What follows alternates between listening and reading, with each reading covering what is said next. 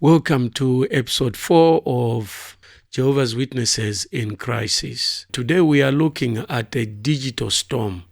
Is this the collapse of the Jehovah's Witnesses? Buckle up as we dive into this biggest challenge that the Jehovah's Witness is facing ever. It's the nightmare of the Jehovah's Witnesses sect. Let's look at the silent revolution. For more than a century, Jehovah's Witnesses stood as a fortress of control, regulating thought, silencing dissent, and guarding secrets. But in the 21st century, the information age has unleashed a silent revolution, exposing cracks in this once impervious wall. This episode dives into how digital technology is reshaping one of the most secretive religious movements in modern history.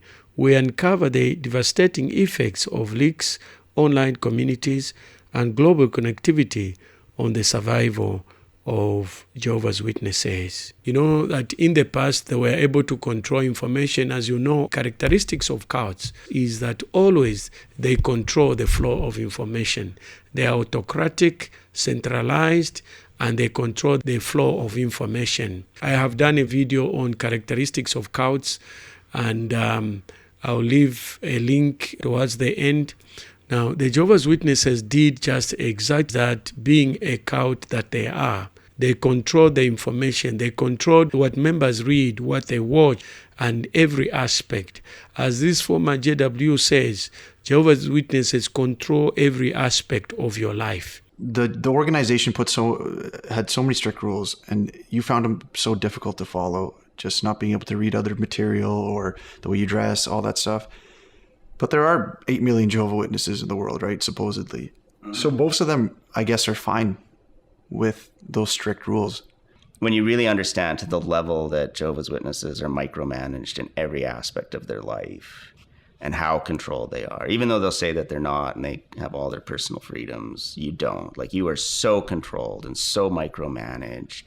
It literally is like, they talk so much about, the new system coming in paradise. Like, it's actually here, right? You're just trapped in purgatory right now. You're trapped in hell. Get out of there, and you can actually have, some joy and happiness, right? And get that out of your life before it's too late. The saddest part is all these people are putting off having a happy life for some future paradise to come. They are very, very controlling. The strategy from the rule book of all oppressors is that they controlled information. Even during slavery, they made sure that the slaves, black slaves, especially in America, did not know how to read and write. Control of information. So the Jehovah's Witnesses were able to control information in the last century successfully. The printing and the distribution of materials has been the backbone of the Watchtower society. And because they were able to control the information, they were able to control the narrative. But today, they are doing it in futility. They've put up all sorts of publications about being aware of apostate materials. They've shouted from rooftops about apostate materials. Let's listen to Stephen Lett speaking about not hearing the voice of the stranger. Jehovah's sheep do not hear the voice of the stranger. I wonder who the stranger is, if not the governing body itself.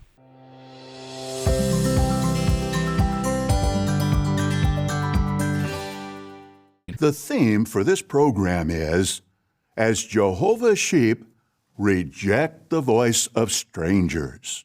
Verses 4 and 5. When he, that is the shepherd, has brought all his own out, he goes ahead of them, and the sheep follow him, because they know his voice.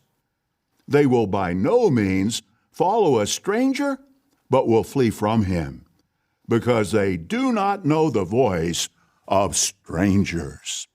So what's the implication?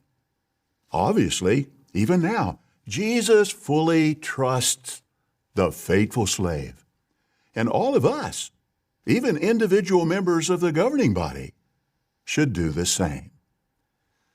But what does the voice of strangers say on this subject? Don't trust the faithful slave. He will mislead you. And who often have the loudest voice promoting this false message? Apostate. There are even sowing seeds of distrust in the civil courts, the only place we can resort to in this modern world to have our conflicts resolved. Or suppose that someone is convicted and put in jail, or someone is found guilty by men, as Jesus was. It doesn't mean that he's guilty in the sight of God. So, brothers, we really have to think about these things. We may read that a person or an organization was sued and then settled out of court. Does settling out of court mean that they were guilty? Not necessarily. Now, in this country and others, court cases are often handled by a jury. Now, who are on the jury? Ordinary citizens with no legal training. But not only that, these ordinary citizens don't always have access to all the facts because the judge and lawyers decide which facts will be shared with the jury. So it's unlikely that the whole truth will ever come out in court. Actually, neither side probably wants the whole truth to come out in court. Now, sometimes attorneys deliberately withhold information that would be prejudicial to their clients. And in addition, the juries have prejudices like everyone else, and some of them just can't set their prejudices aside. Now, if the court rules in their favor, then the courts are actually okay. And time and again, David, we've seen Jehovah's hand in our work. And when something favorable happens, rather than in any way thinking, well, that was because I did such a good job, the genuine reality of it is that Jehovah did a good job. When we obtain a legal victory or a development happens that's favorable to Jehovah's Witnesses, all thanks go to Jehovah, because in the years that I've been serving in the legal department, I can assure you that it is not because of the expertise of those of us who happen to have this privilege of service. In 1983, Watchtower warned, independent thinking is a danger to Christian unity. It can lead to rebellion against God. One wonders whether rebellion against the Jehovah's Witness is actually rebellion against God. The question that has been nagging me at the back of my mind is Watchtower Society and Jehovah one and the same? Anyway, we'll find out in future programs. In one of the JW broadcasting by Raffo, he did a presentation called Protect Your Thinking, where he condemned independent thinking. I also leave a card of this video towards the end if you are interested in that. I did a detailed analysis of what actually Raffo and the governing body mean when they are talking about independent thinking. If you are interested to know the real meaning of what independent thinking means, I'll leave a link at the end of this video. There is independent thinking that at times comes from our very fellow worshipers. For example, have you ever heard someone say, "You're still just a housewife. Times have changed. Why don't you go get a job?" Or the expression, "Pioneering is not for everyone. You need more training and education if you're going to make it in today's world. Let them tap your talents and skills." But you know what? Thinking ability is what protects us from these and other reasonings that don't reflect Jehovah's thinking on matters. And since God created us in his image, it's only logical and realistic that we can have thinking ability only if we adopt God's way of thinking. For decades, this strategy was effective. Few members dared seek outside perspective. But the internet has disrupted this monopoly on information. Today, many witnesses with a smartphone can access alternate interpretation of their faith or connect with those who have left the organization. Now, if you are enjoying this program, don't forget to like, subscribe, and hit that notice bell so that every time I upload the video, you will be notified. So despite what the members of the governing body have said and preached against posted information, the members are actually watching even this channel and many others that are very critical of the Jehovah's Witnesses teachings. A lot of the members of the Jehovah's Witnesses are watching. And how do we know? Because they comment. They comment, and in most cases, they are defending the organization. But unfortunately, they don't really have much to stand on, because all they do is deflect from the main discussion to point to other things that are irrelevant to the discussion of the video. So they are watching. And as one former XW said, Dr. K, keep it up. And I said, well, these guys, their eyes are totally closed. And he said, no, just keep on hammering. One day, there'll be a crack in the wall, and the wall will finally collapse. In 2021, Pew Research found that only 16% of Jehovah's Witnesses retain their faith after leaving their parental household, the lowest retention rate among major religions. Google searches for terms like Jehovah's Witnesses, child abuse surged by over 200% between 2010 and 2020, if you look at Google Trends. Now let's look at leaks that changed everything. The governing body must be thinking we must have an enemy in our midst, because everything that was kept under wraps, that was top secret or above top secret in the governing body and the other higher ranks, have come in the open. Training videos of how they train their elders, the issues they grapple with, all those things have come out in the open. Shockingly, including the manual that is used to train elders has also come out in the open. Things are really, really serious for the Jehovah's Witnesses. It's like they want to draw water in a basket. In a system that thrives on secrecy, leaks have proven catastrophic. One of the most significant was the 2010 release Shepherd the Flock of God manual, exposing policies that shocked outsiders and members alike. This was shocking, and it's all over the internet now. Further leaks in 2019 included internal letters and recordings that highlight the governing body's desperate attempts to suppress dissent. These revelations have forced many witnesses to question their leaders' claim of divine guidance. Imagine you have leaders that claim divine guidance. In fact, that is another major characteristic of a cult, is that they claim divine guidance. That Jehovah speaks to them.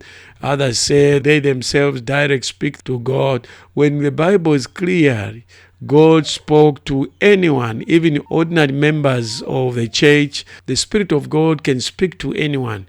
But cults tend to restrict the revelation of God only to the leaders. Now, if you are enjoying this program, don't forget to like, subscribe, and hit that notice bell so that every time I upload the video, you will be notified. I always wonder, how does the governing board receive divine guidance? By what means does Jehovah speak to the members of the governing body? We don't know. And based on the prophecies that have not been fulfilled, we know and we are sure that the Jehovah's Witnesses sect does not listen to God. Maybe they themselves are the God, because they always say the governing body has decided. It's not Jehovah who decides, but the governing body. A report by Atlantic in 2020 revealed that Jehovah's Witnesses had paid over $65 million in settlements related to child abuse allegations in the United States alone. The leaked documents have been viewed and downloaded over 10 million times on platforms like Reddit and archive sites. Let's now look at online communities and the role they've played in pending collapse of the Jehovah's Witnesses. The internet hasn't just exposed secrets, it has empowered those who left to find their voices.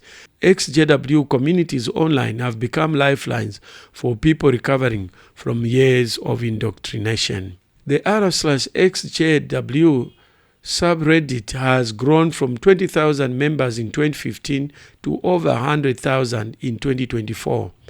On YouTube, channels like Lord Evans have amassed 1,000 subscribers, generating millions of views.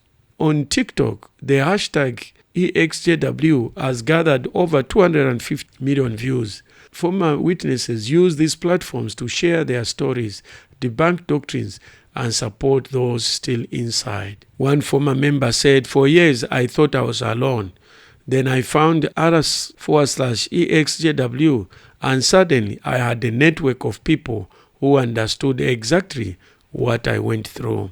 Another former member said, seeing people share their stories on TikTok gave me the courage to live. I'm no longer afraid. Let's now look at the governing body's struggle to contain the digital tide. The governing body is acutely aware of the internet's power to undermine their control. Their response, condemnation, and fear-mongering. Many of us know why the governing body of the Jehovah's Witnesses actually is so afraid of the internet's power, because they've controlled the narrative, they've controlled the information. JW has grown on the backbone of information monopolization. Now, they were able to deceive many because they controlled the narrative. Now, they've lost total control of that power. And that's why now they are shouting and crying and standing on the rooftops of condemning the internet as of the world, as Satan's. Why? Because they've lost control. Here's a clip from JW Broadcasting emphasizing just what I'm talking about. So don't be bogged down in these apostates, and be careful on the internet. We were talking about that this weekend with friends. Oh, my word, how many times do I have to tell you, be careful? You know, going here, going there, they'll suck you in. See, with some of this stuff, it can seem so innocent. We're just warning you that all we can do is admonish. Stick with what we have authorized. You'll be safe. You want to go out there? But how can they call it Satan's tool when they themselves are using it? Which means they're also sinning. They're also using the tool of the devil. Remember this hilarious statement by one of the members of the Jehovah's Witnesses when he was talking about the newly introduced younger members of the governing body. And he said, younger brothers have been appointed on the governing body. Now, I know what you're all thinking. 2 new ones, how old are they? We know. You're not Googling now, but you will be. A Pew Research survey found that 35% of witnesses aged 18 to 29 reported questioning their beliefs after encountering critical material online. TikTok analytics show that content tagged #EXJW receives more engagement than official JW social media campaigns. Once considered one of the fastest growing religions, Jehovah's Witnesses are now facing an unprecedented exodus. But how did we get to this point? And what has been a major factor in the global expansion that Jehovah's organization has experienced? In 1943, we were preaching in 54 lands, and the number of publishers was still relatively small. Jehovah blessed their hard work and zeal. In just 5 years, the number of publishers worldwide nearly doubled. By 1953, it had doubled again, and the reach of Jehovah's organization expanded to 143 lands. That 10-year burst of activity laid the foundation for Jehovah's organization to grow into what it has become today. Over 8 million people spread across 239 lands, reaching billions with the truth. Once considered as one of the fastest growing religions in the world, Jehovah's Witnesses are now facing an unprecedented exodus. This is bigger than the exodus from Egypt to Canaan. According to the official Watchtower data, global baptism dropped by 15% between 2019 and 2023, despite an aggressive push to maintain growth. Internet's estimates suggest a net loss of active members in multiple regions, including North America and Europe. If we look at export analysis, here we find the following. A scholar saying, the Witnesses' strict policies on education, social interaction, and independent thought are increasingly at odds with modern values. The internet simply amplifies this dissonance. So what is the future of this global empire? We know it will hang around for quite some time, but it has lost its power forever. It is never to be the same. Remember the days of the Catholic Church?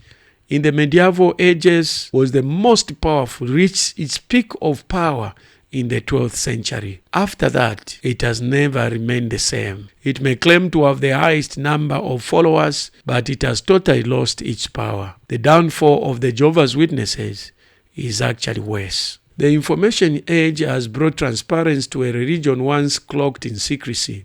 Every leak, every online forum, every TikTok post accelerates the collapse of a system built on control. But will the Watchtower adapt to survive in the world where information is power? Or are we witnessing the irreversible decline of one of the world's most insular religious organizations? If you have enjoyed this program, don't forget to like, subscribe, and hit that notice bell so that every time I upload a new video, you will be notified. I also want to find out, what do you think of this video? Do you think the Jehovah's Witness is actually going to recover and start growing? Let me know what you think about the mass exodus of members of the Jehovah's Witnesses in their thousands. For episode 1 of this 4-part series, click on this link. For episode 2, click on this link. For episode 3, click on this link.